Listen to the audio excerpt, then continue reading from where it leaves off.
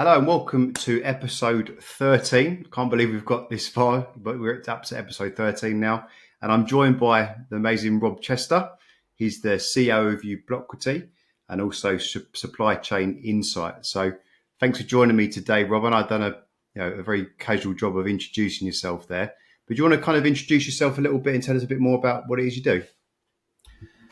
Yeah, sure, Cameron. And look, firstly, thanks for the invitation. Always nice to get asked. I'm a little bit crazy, really, because I chose, after a long corporate career in different companies, to do two startup businesses that are entering their third year now. So both have got through the first 2 years, which is always nice and always difficult. But before I did what I did now, I worked for three big corporates. I worked for Tesco as a young guy, worked my way up from being an hourly paid associate up to being a compliance professional in their team, and did a lot of work for them internationally in their governance area. Then I left for Walmart, where I started out at Asda. Then I moved around the world. So I moved and lived and worked in China for 3 years, and then moved to the United States for 3 years, again, similarly in compliance roles. But in my last job, I was lucky enough to be working for one of my mentors now, who said, "You know what? You might make a decent CEO of a business." And it just so happened that I'd really run out of road in where I was going in my Walmart career. Talked to another mentor, and he said, "Oh, there's a job that might suit you then if you fancy this." So I joined a company called NSF International, where I was the CEO there of the UK business for almost 5 years. But I guess the three things I got in common was, on all three, I sort of fell in love and then fell out of love at some point, and therefore decided that as I was 50 last year, it was sort of the time that if I'm going to do a startup business, if I'm going to be brave enough to do it, it was sort of the timing right to do it there and then. So I decided to do it, and because I'm a little bit bonkers, I decided not to do it in one business. I decided to do it across two. And doing one startup is, incredibly stressful and incredibly difficult. Trying to do it across two has been madness, really. If I'd known now what I know then, I probably wouldn't have done it. Nonetheless, I'm really pleased I have. But the whole fitness thing has certainly, I've tried to do that through my career, but has taken on a whole new importance in the last couple of years as part of my staying sane strategy. So yes, now I run two businesses, one called Ubloquity, which is a distributed ledger business in the technology space. Award-winning, I'm very proud of it in terms of what's been achieved in the first 2 years. And then a company called Supply Chain Insights, which is a certification body. But again, trying to do things a little bit differently. So in the digital and data space, as well as providing the services you'd expect a certification body in the food industry to provide. So yeah, that's me. Okay, thank you. You've done a much better job than I did, so I appreciate that. So when it comes to, you mentioned the word brave there, and you've come from this corporate background with Tesco's and Walmart. When you say use the term brave, is it because you kind of, and this is me being interested in kind of your insight from going from corporate to entrepreneur. When you use the word brave, is it because you kind of knew that it would be more stressful, there would be more to do, or what kind of made you use that term? No, I think in the big corporate life I had before, often big corporates say they want to operate like a startup. Certainly, it was a phrase Walmart used a lot. And knowing what I know now, actually, they really don't know what that means. I think unless you've done a startup business with all of the roller coaster that it sort of entails, you really don't know what you're getting into. Yeah. I watched a video on it recently on LinkedIn, and the guy was basically a very successful entrepreneur in the United States, done many startups. But the theme of his thing was, you really can't think about it too much, because if you really do think about it, you basically consider yourself crazy to go and do Yeah. a startup business, because there's multiple reasons why. Obviously, cash flow and money is the big thing. You really have to be all over that. You have to get the investment in the first place. Then you have to make sure you're spending it wisely and watching the bank account every day. And it is still my first job every morning at 4:30. The first thing I do is look at the bank accounts of the business on my phone, because you never lose it. But the other thing, it really is, you're wearing so many hats. When you've been in big corporates, you get used to the fact that you have a marketing team. You get used to the fact you have a finance team. And the nature of running any startup business is you want to keep it lean as you possibly can. So although I'm really proud with the people that we've got in both businesses as all seasoned professionals, etc., it is different because they are smaller teams. You're therefore wearing more hats, and really, it's all sort of leads back to you, particularly as the CEO, because ultimately, as one other CEO puts it to me, it's a very lonely job as a CEO. You are sort of where the buck stops, and with that comes the need for courage and therefore the bravery bit, really, because I think doing a startup business is always tough and is always difficult, and you need an element of being brave around taking it on in the first place. I think what you said there about was really interesting about not thinking too much about it, because I run a business. I know what it's. I understand what it's like, and if you sit there and start making lists of all the things you've got to do, it becomes extremely overwhelming, and then you end up having to choose the most important ones. Otherwise, it's a never-ending kind of stream of things, right? And when you spoke about the fitness part of the journey for you and how that's become a big part of what you do, especially in the last couple of years. Just tell us a bit kind of what you did before, when using the corporate up from a health perspective, and how that's changed now you've gone more into that kind of startup space. Yeah, I think it's gone from the nice to do list to the need to do list. And I think it was probably COVID for me, really, when that hit. I'd always sort of looked at exercise as something I'd fit in if I could. I've always taken it relatively seriously. I was pretty fit at school, left school, and then basically went into a not being fit. I saw some pictures of myself, the proverbial thing, you went on holiday like a 23-year-old, and I don't like the look of that. And then took it a lot more seriously and got back into it. So I'd say I've been taking my fitness seriously probably for 20 years now. Okay. So I've got into a good rhythm and habits and routines, and that works out. It works out well. But I think it was COVID that made me stop and think, just why is exercise one of the things that you drop when you've got a really busy, difficult day? Because it really shouldn't be. If you're serious about this and you think it does have an overall positive impact on your mental health and your physical health and how you do your job every day, then really it shouldn't really be on the nice to do list. It should be on the need to do list, and you're missing it really by exception. That there are days. I've got a day coming up on Tuesday next week. I'm on a 4 a.m. flight in the morning. I've got an hour drive to get there, and I'm on a 10 p.m. flight home at night. Now, even I, at that stage, draw the line at saying I'm going to get up at 2 a.m. or 1 a.m. it would have Yeah. to be. So there are still days when I don't exercise, but it is very much now the real exception, as opposed to how I was seeing it before, which was just sort of something that got dropped if something came up that meant I had a busy day. Yeah. And what created that shift? Was it that moment in time where you saw that photo and thought, what's going on here? I need to fix this up. Yeah, it was originally. It was just yeah. It was that. Oh gosh, that's not the lad that I used to look in a mirror. It's weird, isn't it? How things. It's a little bit like doing this podcast today. When you watch yourself back, it's a little bit. You do come across differently to how you expect. And so, yeah, in that picture, that was the moment for me that said, no, come on, you've got to take your fitness more seriously. And I did then for like, say, for 18 years. But then when COVID came along, it was clearly, see, I knew the inside, you see, Cameron. So going back in my previous life, in previous careers, there was a time when I was head of risk for Walmart. And when COVID hit, a guy I used to work with in the US was by then a very senior person at Walmart, and actually sent me a picture of the plan that I'd written for pandemics. He was waving it next to a Walmart board table in the United States. And I sent him back saying, "My God, I hope that plan's been updated since I wrote it, all those years ago, because it was like 2008 I wrote this Yeah. plan." But the reason why I sort of knew what was coming was because I'd studied what the potential of what a coronavirus or a flu outbreak could mean and could be.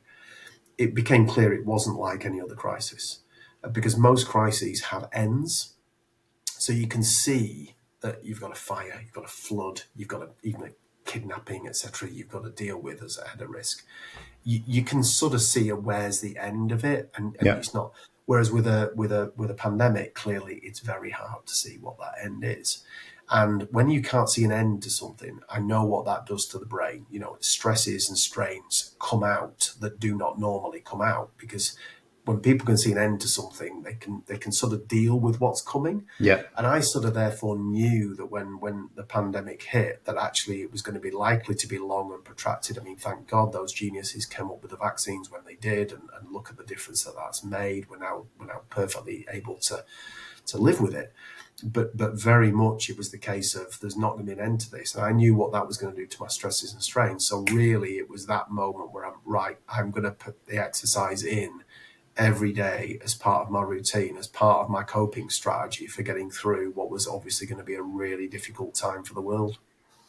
Yeah, I mean, we saw it from our side of the fence because obviously we're in the health space, right? There was two camps. There was the ones that exercised every day and used an opportunity because you got the time, and there was the other camp that sat around eating and drinking because that was the way they dealt with stress. So I think that we're still seeing the repercussions of that now. We're talking to people, they'll say, this is when I started to have the problem, and they'll be quoting 2.5, 3 years ago, which was COVID, right? Because everything shot to the surface, and it's been good. I mean, the positives for us as a business was that we were forced online because we were face to face, which was Yes. a mess to start with, but it's allowed us to help more people. It's allowed us to be more flexible in what we do. It's allowed us to do Yes. things like this. So I think from a business perspective, it's been great. But what interests me, when you talk about, your the way that you exercise as an absolute standard, it's kind of like a non-negotiable, right, in your diary.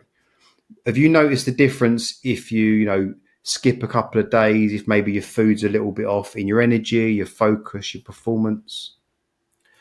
Yeah, I do. I mean, first, you've got the guilt. I mean, I've just come back from America. I did a week out. I was very blessed to be invited to go to MIT for a week. I'm a little bit How was daunted that? by going to MIT, a brilliant university, for a week's course, and it was utterly amazing, Right. brilliant course for the week, really energizing, really loved what I got to do. But basically, the week was leading up to a presentation on the Friday, and the Friday of that week, the Thursday night, basically we finished the project at 3 a.m. and we were presenting that morning at 8 a.m. So Right. 3 a.m. then I walked back to the hotel to get some fresh air and exercise. But even I drew the line then at getting up at 6 a.m. to then exercise the following morning. And Yeah. because I was flying home that evening, and my flight came into Heathrow, and then I've got 3-4 hours to get home to Leeds from there, I ended up not exercising 2 days running. And I can't remember the last time I did not exercise 2 days running. So you remember, and the guilt therefore kicks in terms of what you do. And yes, I did feel genuinely. I got out on the Sunday morning and did a run. I think it's just a wonderful thing, really, if you can impose it on yourself so that you are driving your own motivation around feeling like you've got to get back at it and got to do it. I think the guilt is the thing that really sort of drives me. But I Yeah. do also notice that my performance is not as good. And I just notice I'm not as alert. If I don't get up and do my run in the morning, I am just not as alert as I would be had I done that. So I think it's because I've seen the benefits that's really what sort of keeps you going. And something that kind of springs to mind is we see often when we deal with CEOs or business owners that not similar to you because you've already been on this journey, right? But you deal with these people and they're not in good shape, but they start to make it more of a priority. And what we often see is this kind of culture change within the company because instead of beers at 3 o'clock and donuts on the table, suddenly it's fruit and there's maybe more kind of health conscious decisions in the company. Have you seen that in your experience in the business world? Yeah. I mean, I'd say whenever I go over to one of my businesses is based in Northern Ireland, so I fly there frequently. There's always a fruit bowl, and I generally I have my big glass of water next to me all day, which I refill up through the day, and I always have bits of fruit around my desk, and I do eat whilst I'm in Zoom meetings or Teams meetings or whatever it is. And like I say, last time I went to Northern Ireland, that Rob, the fruit bowl's full, so you'll be okay today. I thought, no, there's a subtle thing that's communicated there that someone has thought to do that. But at the same time, I am sort of a believer that you want to really help people to make healthy choices, but ultimately it's sort of down to them. And I certainly don't want to be coming across as any sort of angel in terms of this. Part of the reason why I took my exercise so seriously was I know the sort of 80-20, of your thing, 80% what you eat, 20% what you do activity wise. I love my food. And therefore I wanted to do everything I sort of could within that 20 to mean on the 80 I can worry a little bit less. Yeah. So I whenever I go to Northern Ireland, they have the wonderful scones. I was with my supply chain insights team yesterday, and Dave always is a bugger. He always brings a packet of biscuits. So I don't want to come across as angelic around what I do, but I do always have those 3 pieces of fruit. And because Caroline's quite a healthy cook, I'll get my other 2 and my 5 a day out of what she's going to cook in an evening, and she just makes sure that I do. So yeah, I think it's if you make choices, good choices, easily available, people will usually gravitate towards following them, but not everybody. No, of course, and we find it in our what we do. You can motivate certain people because they want to do it, but there's always going to be people that don't want to do it, and that's their choice. I mean, I'll use an example. I won't mention the name, but just in case. But there's an office that I often go to in the city to meet different people, and there's free beer from 3 o'clock. Right, it's a thing they have, right, and just as a culture, a couple of the guys that I meet every single day at 3 o'clock, they'll have a meeting in the foyer and they'll have beers. So that's kind of like, for their perspective, it's like a marketing hook, right? Gets you to take their offices on. But actually, culturally, and if you look at that, what effect that will have on energy on a Tuesday morning and a Wednesday morning, it's not great. And with what we do as a company, obviously we're in the health space. So when we have our, team days out, the standard thing is, pub, restaurant, stuff like that.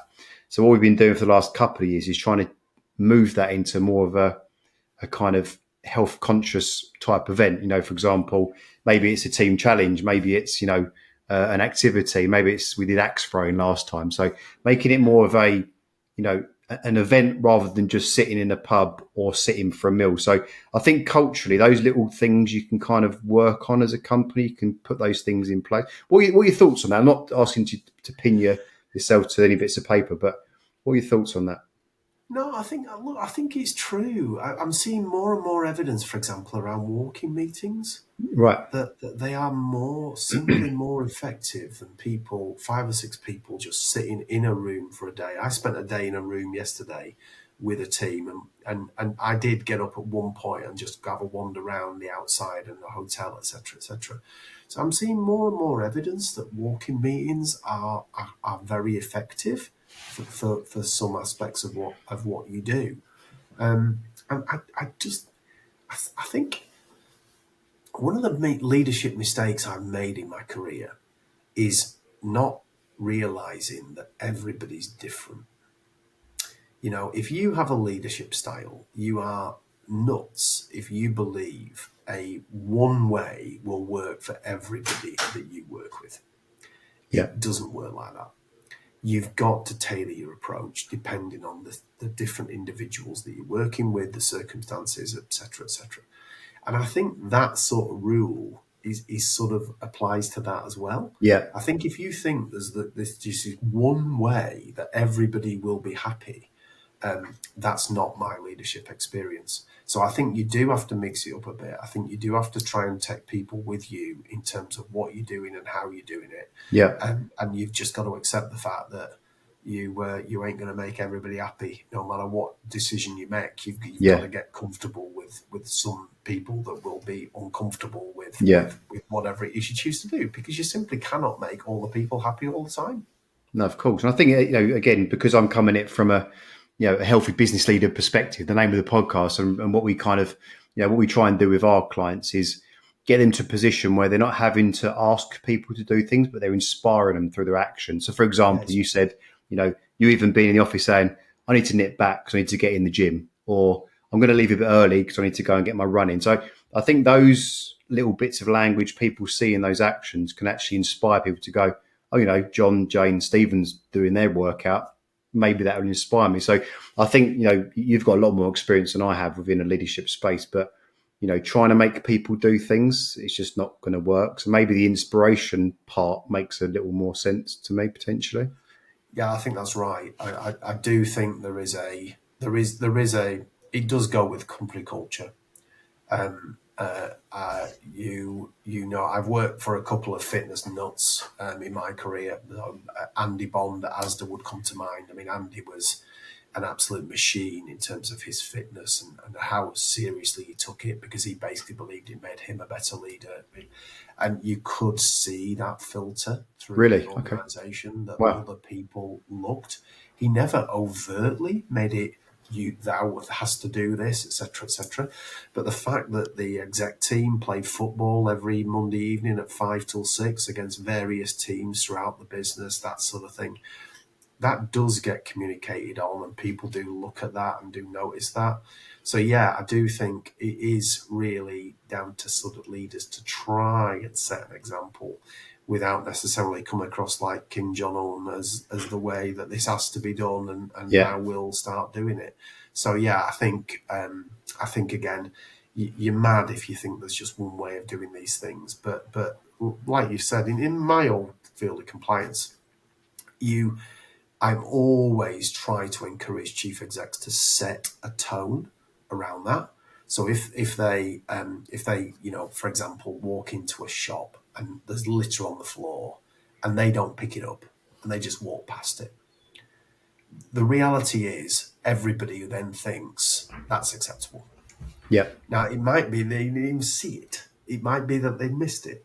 I have to say, I was always saying to them all, even if there isn't a bit, go and find a bit and pick it up and make the point. Yeah. Because people do look at that for indicators of how to behave. And that does have a wider impact in terms of your overall culture of your organisation. That little thing of picking up a piece of litter is a pretty bigger indicator of don't walk past problems. That's not what we want to do. So Yeah. you're right.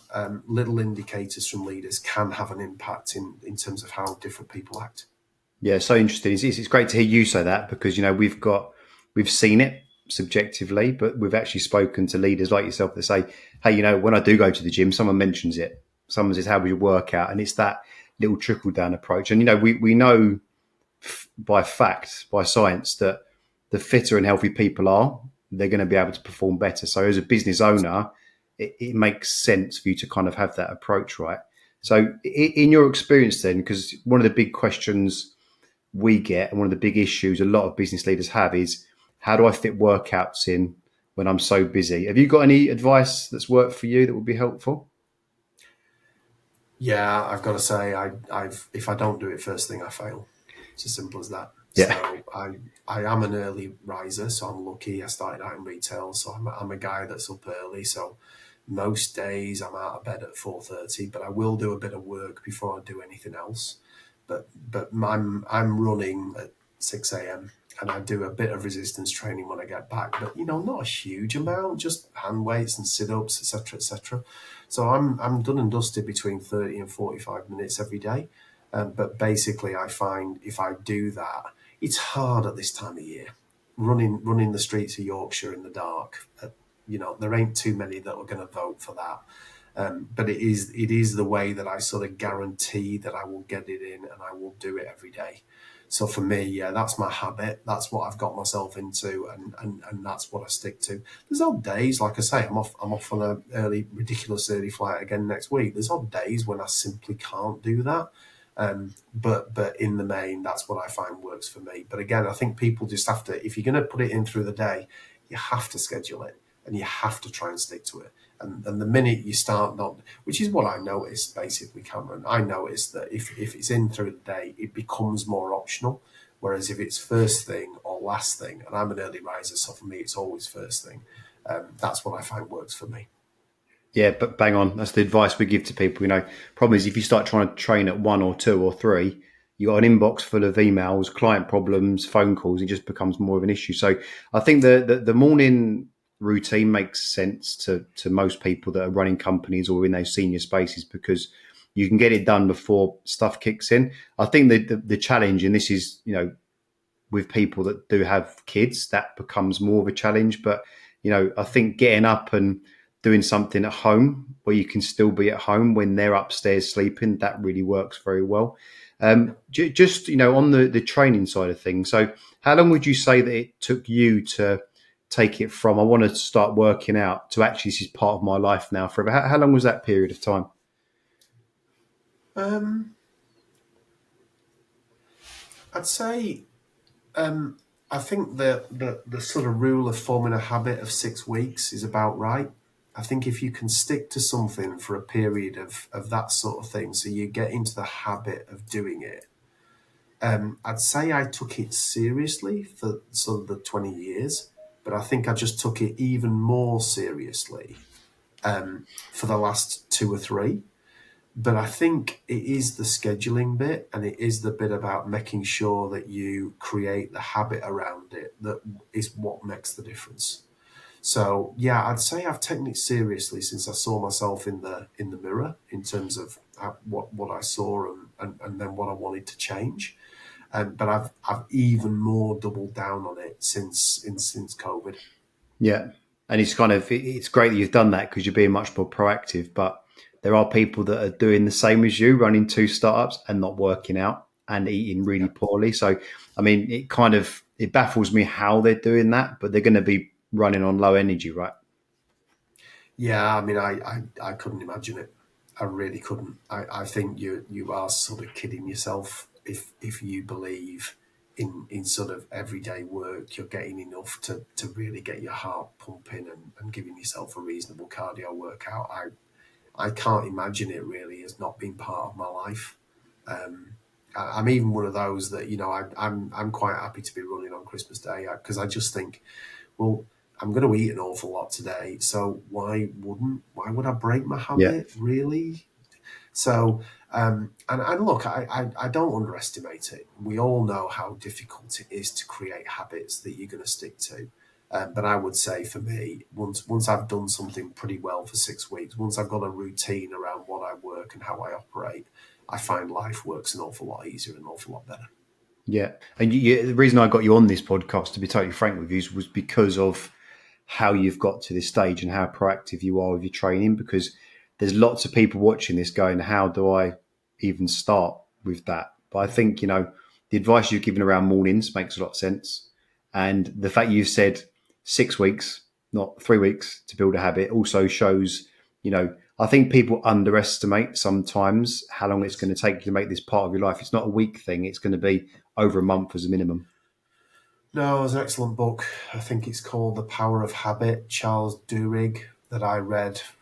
Must have read it 15, 20 years ago now. It's quite an old book, but it really underlines, successful people in general have good habits. Yeah. And it's hard to get them created, but once you have, and once it is part of your routine of what you do, there is a correlation between people who succeed at things and people that have got good routines and habits that they Yeah. follow. So yeah, that was one of the books I read that I was, yeah, there's definitely something in that. There was good science behind the book. So yeah, it was very good book. What was the name of it again? Sorry. The Power of Habit. Okay. I think it's a guy called Charles Duhigg, something Okay. like that. You stick it in, you'll find it. But Yeah, it, brilliant. it does really espouse, he tells plenty of stories around why create habits in the first place, and then sort of plenty of case studies of successful people and what those habits mean to them. So it's an excellent read. Fantastic. Well, Rob, thank you for your time. Appreciate you sharing some insights around, your health, your fitness, and your business. I think these podcasts are great because having people like yourself share real tips that have worked for them is really helpful. So, if people watching this, they want to check out your companies, where's the best place to go and check you out?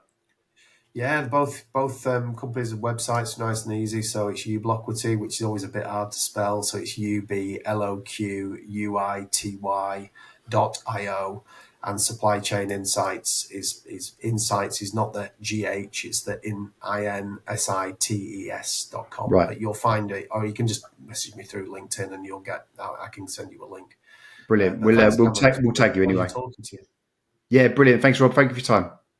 Okay, bye. Yeah.